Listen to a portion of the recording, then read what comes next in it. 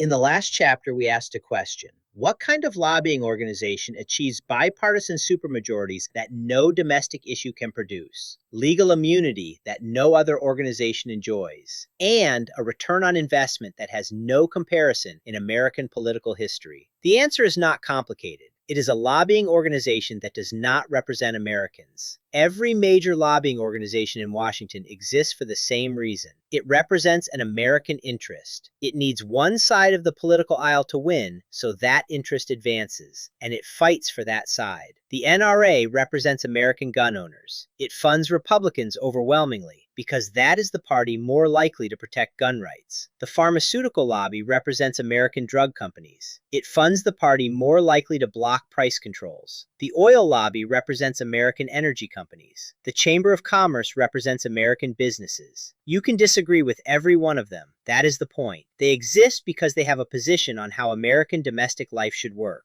That is what a domestic lobby is. AIPAC has never taken a position on a single American domestic issue. Not healthcare, not education, not infrastructure, not taxes, not jobs, not housing, not the environment, not immigration, not gun policy, not drug prices. In 70 years of operation, not once. Every one of those issues affects the daily lives of 330 million Americans. AIPAC has no position on any of them. A domestic lobby draws its power from the size of the constituency it represents. That is why AARP ranks above AIPAC. 38 million retired Americans is a bloc that can end a political career on Election Day. AIPAC's broadest possible constituency, Americans who identify as politically active supporters of Israel, is roughly 2 to 3% of the American population. Its membership is a fraction of that, and yet it produces results that AARP, with 760 times the membership, cannot. The NRA, with 6 million members, cannot move both parties to vote the same way on gun legislation. It has never been able to do that.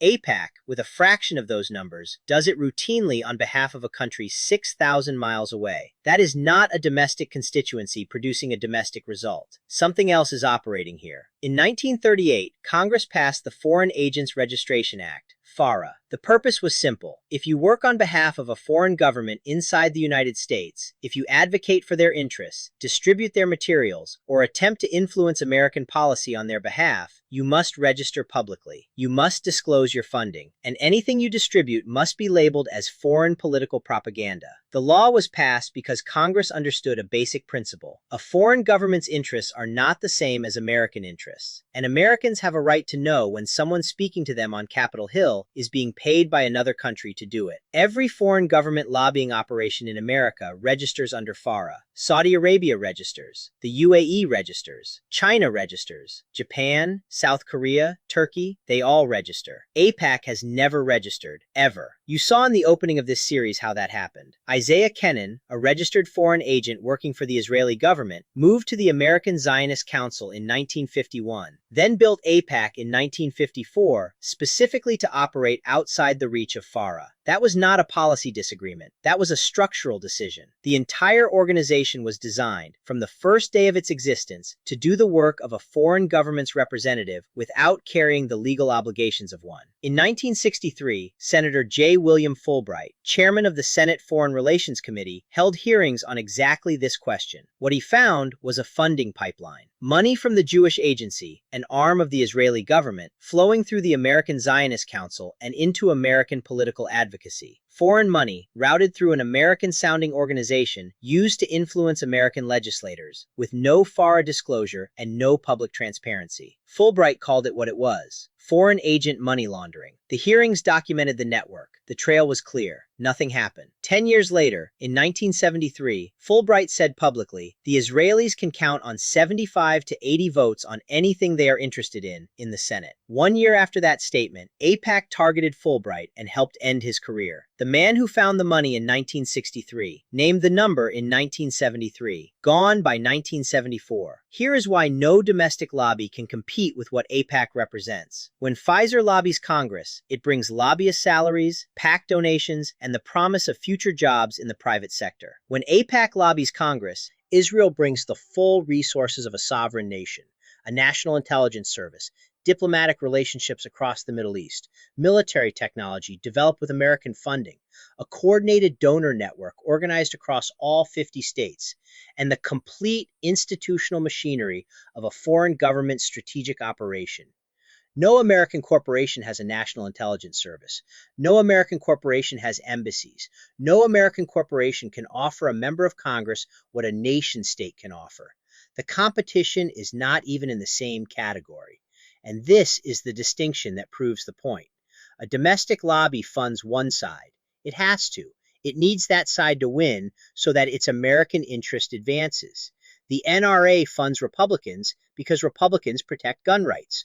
Pharma funds the party that blocks price controls. Oil funds the party that expands drilling. The result is partisan. One party votes yes, one party votes no. That is how domestic lobbying works in a democracy. AIPAC funds both sides, and both sides vote the same way. In 2022, AIPAC gave $10.8 million to Democrats, $6.6 million to Republicans. In 2006, 60% of Democratic fundraising came from pro-Israel PACs. In 2025, Minority Leader Hakeem Jeffries received $250,000. Speaker Mike Johnson received $625,000. No traditionally conservative lobby gives more to Democrats than AIPAC does. Not the NRA, not oil, not pharma, not the Chamber of Commerce. And AIPAC does not do this because it supports Democratic policies. It has no position on Democratic policies. It has no position on Republican policies either. It funds candidates across every ideology, left, right, progressive, conservative, with a single filter. One question, one litmus test. Will you vote the way a foreign government needs you to vote? That is not lobbying. That is the behavioral signature of a foreign policy operation. And the fact that it purchases both parties simultaneously is the proof, because no American interest requires both parties to agree, yet a foreign one does. $100 million. That is what AIPAC and its affiliated organizations spent in the 2024 election cycle. Against a $27 billion defense budget, that is less than 0.4%. For that investment, Israel receives $3.8 billion a year in guaranteed American military aid, 14% of its entire defense budget, paid for by American taxpayers, renewed automatically under a 10-year agreement that no president has ever renegotiated downward.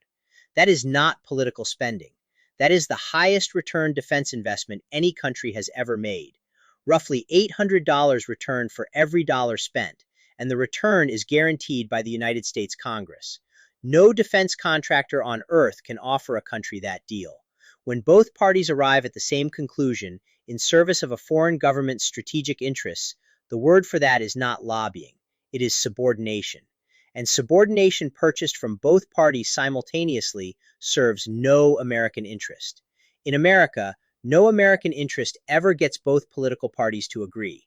Yet a foreign one does. AIPAC is the most powerful lobbying organization in American history by every measurable standard. Over the past 60 years, every American president has faced the same question. Will you give Israel what it wants, unconditionally, completely, without exception, or will you attempt to use the leverage your office provides to advance American interests? The pattern that emerges from 6 decades of presidential history is not ambiguous. It is not open to interpretation. It is documented, consistent, and the same regardless of party, ideology, or political era. The presidents who said yes to everything were rewarded. The presidents who pushed back on anything, even once, were punished. And the punishment was public, immediate, and permanent. John F. Kennedy was the last American president to seriously challenge Israel's nuclear weapons program. He sent repeated letters to Prime Minister Ben-Gurion demanding transparency on the Dimona nuclear facility. He insisted on inspections. He made it clear in writing that the United States would not support a nuclear-armed Israel. Kennedy was assassinated on November 22, 1963. Under his successor, every form of pressure on Israel's nuclear program stopped immediately. It was never resumed by any president. We will return to this in a later chapter. For now, note the pattern. Pressure applied. President gone. Pressure vanished. Lyndon Johnson never disagreed with Israel on anything. In June of 1967, Israeli forces attacked the USS Liberty, an unarmed American Navy intelligence ship in international waters. 34 Americans were killed. 171 were wounded, two-thirds of the crew. The United States Navy launched fighter aircraft from a nearby carrier to defend the ship. Johnson ordered the aircraft back. It is the only time in American naval history that rescue aircraft were recalled while a Navy vessel was under assault. Johnson reportedly said, "I don't give a damn if the ship sinks and all the Americans are killed. I will not embarrass my ally."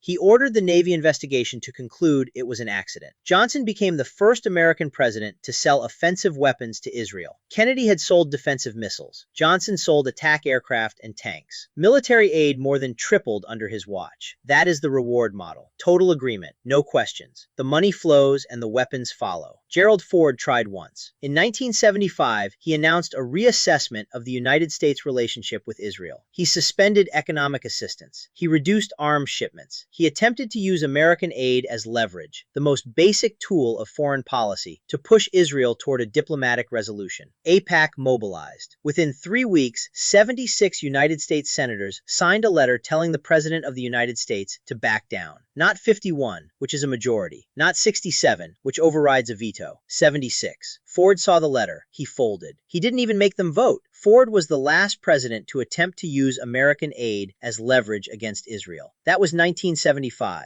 He never tried again. And no president after him tried for nearly 50 years. That is not a coincidence. That is a lesson that was learned and never forgotten inside the White House. Ronald Reagan had been publicly loyal to Israel since 1968. 14 years before he entered the White House. His speech declaring Israel must live was entered into the congressional record while he was still governor of California. No president in modern history arrived in office with a longer public record of support. On September 1st, 1982, Reagan proposed a Middle East peace plan. In the same speech, he declared an ironclad commitment to Israel's security. He explicitly ruled out a Palestinian state, specifically to reassure Israel. The next day, Prime Minister Begin's cabinet voted unanimously to reject the plan and called it a betrayal. 4 days after Reagan's speech, Israel allocated $18.5 million for 8 new settlements in the West Bank. That was not a policy disagreement. That was a public statement. 14 years of loyalty erased the moment Reagan suggested any limit on territorial expansion. George H.W. Bush tried to condition $10 billion in loan guarantees on a freeze in Israeli settlement construction. He described the experience publicly. "I'm one lonely little guy up against maybe 1,000 lobbyists on the Hill. The President of the United States, Commander-in-Chief of the most powerful military on earth, calling himself one lonely little guy. He lost." The loan guarantees went through without conditions. Barack Obama entered office in 2009, signaling he would press Israel on settlements. The political cost was immediate. He spent the rest of 2 terms walking the position back. In 2015, Prime Minister Netanyahu addressed a joint session of the United States Congress to argue against Obama's Iran nuclear deal, the sitting president's signature foreign policy achievement. Netanyahu coordinated the speech with Republican congressional leadership. The White House was not consulted. A foreign head of state came to the American Capitol to lobby against an American president on American soil and received a standing ovation. After all of that, after Netanyahu publicly undermined him on the floor of Congress, Obama signed the largest military aid agreement in American history. $38 billion